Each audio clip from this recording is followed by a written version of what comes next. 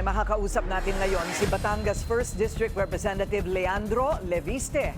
Magandang gabi po sa inyo, Congressman Leviste. Magandang gabi po, ma'am. Okay, hindi po ninyo nabanggit yung pangalan sa una po ninyong press conference, si Yusek Ari Perez, ano? But eventually you did mention his name, did you? Ang pakay ko po kasi ay hindi tungkol sa personalidad kung hindi mga policy reforms. At ako ay nagpapasalamat kay Secretary Dizon sa kanyang mabilis na aksyon tungkol sa mga personnel ng DPWH. Pero kahit na nag-resign si Yusek Ari Perez, may iba pang mga miyembro ng DPWH na di umano ay may koneksyon sa mga kontraktor at ang sistema ng pagbibigay ng mga kickbacks at bid rigging ay talamak pa sa DPWH. Kaya I confirm what I have said about Yusek Ari Perez, but I actually did not call for his resignation. I believe that we should focus on reforming the policies and the 2026 budget of DPWH. Okay, so hindi po binanggit yung mga pangalan at wala po kayong, sinadya po ninyo na hindi talaga banggitin ang mga pangalan ito pending investigation. Pero nagbigay po ba kayo ng listahan kay Secretary Vince dito po sa inyong sinasabi na hindi lamang si Yusek Are, kundi iba pa sa DPWH ang maaaring sangkot sa mga anomalya? Actually, ang nabanggit ko ay halos lahat ay nilalapitan ng mga kontraktor. At inamin po ni Secretary Dizon na nagkakaroon talaga ng mga meetings sila sa labas ng opisina sa mga kontraktor. Ako po ay nagpapasalamat na transparent si Secretary Dizon sa pahayag na yan at maganda kung i-disclose din niya ang detalye ng sino ang mga contractors na na-meet ng mga undersecretaries ng DPWH at bakit sa labas ng opisina sila nag-meet.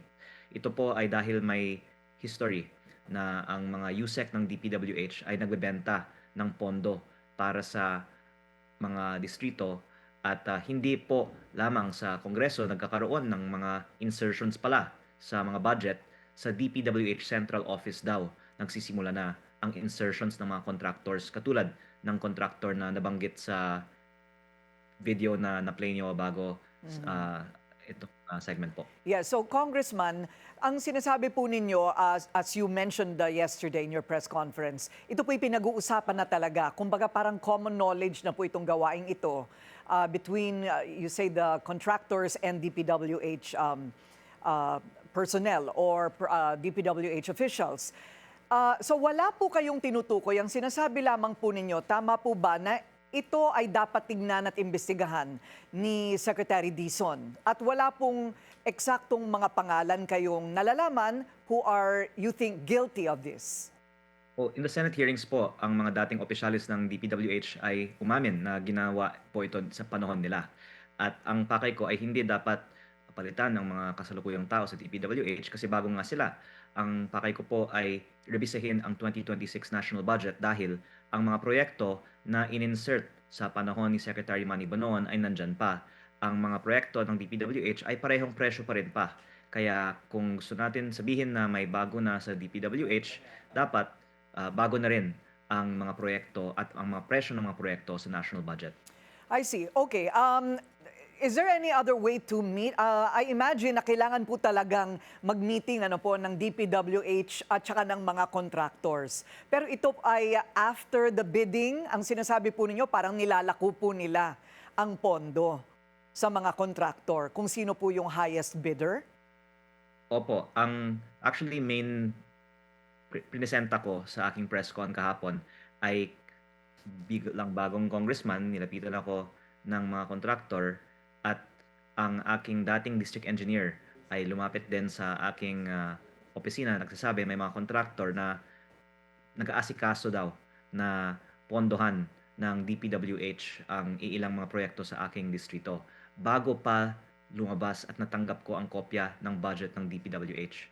So hindi lang po ito nilalako daw ng DPWH pag may budget na. Sila ang nagsusulat ng budget na isinusumite ng DPWH sa Kongreso at hindi pa ginagalaw ang ibang mga proyekto na in-insert po na ito.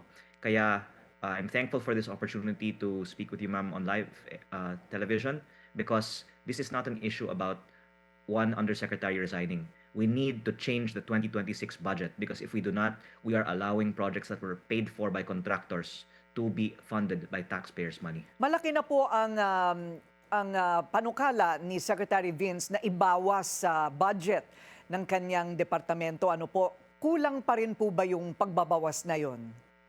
Ma'am, ang tinanggal ang flood control projects ng 255B, pero ang natitira ay 624B na mga karamihan road and asphalt overlay projects na ang pagkakaalam ko po ay kasing taas din ang kickback at hindi po binawasan pa ang presyo. Sinabi po ni Sec Vince, babawasan niya, pero kung hindi natin babawasan ngayon na, baka 2027 budget pa mag-take into effect yung pagbawas ng presyo. Kaya ako po hinihiling kay Secretary Vince Dizon, hindi po ang pagbitiw sa pwesto ng isang USEC ang kailangan natin ngayon. Ang kailangan natin ngayon, bago ma-finalize ang budget, bawasan natin ang presyo para makatipid ang ating bansa ng mahigit 100 bilyong piso. Okay, kumusta na po ang inyong investigasyon sa mga proyekto naman ng mga IBASCO sa inyong distrito?